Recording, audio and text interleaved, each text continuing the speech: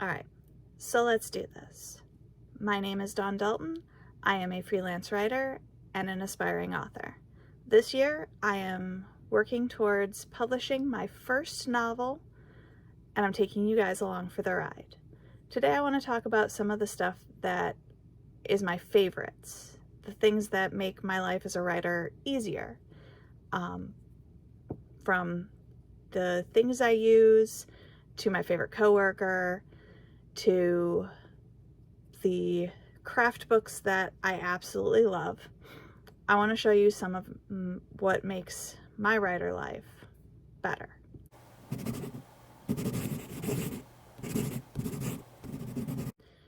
And the first thing on my list is my favorite coworker.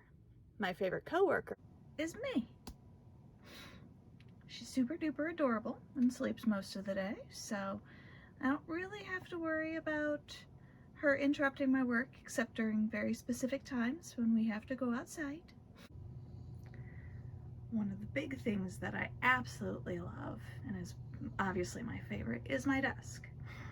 This is where I do most of my writing, 90% of my typing, and it has bookcases, which makes me stupidly happy. So this is where I keep all of my craft books that after I finish reading them, I believe that they are actually something that I will reread and go back and look at it over and over again. These 7-day candles that I get from Dollar Tree are some of the best focus items I've ever used. When I'm going into a deep dive session, I light one of those, and it's just one of those things externally that tells me it's time to write, it's time to focus. Some of my favorite craft books include Romancing the Beat by Gwen Hayes. Now, I love this book because it's specifically for romance writers. As much as everybody talks about Save the Cat, the hero's journey, Romancing the Beat is what most romance writers and most romance books follow. I also love all of these thesauruses. I have most of the collection, but I think I'm missing 3. I think I'm missing Urban, Rural, and the second Conflict.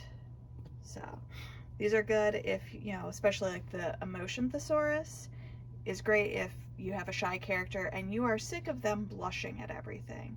It gives you just a few other ways to show how their reactions are. The most bang for my buck in pens is going to be a Pilot G2. I try to use the fine point ones, but like right now, the ink cartridge in my teal is a bold, which doesn't make me the happiest, but I'll still use it. I love these because I can just buy cartridges for them and replace them as I go. They're also easy to use. They dry fairly quickly. They come in a huge variety of colors. Arm warmers and fingerless gloves.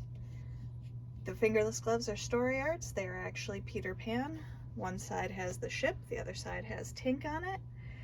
I love these because, let's be honest, I live in a basement and it gets cold down here. So I always have these and my hoodie just so that I don't freeze my butt off when I'm writing. Fidgets and squishies. I will admit, growing up, I was a pen clicker. Whenever I'm deep in thought, I have to have something to keep my hands busy while I'm thinking. So I do keep a variety of squishies and fidgets with me at the desk.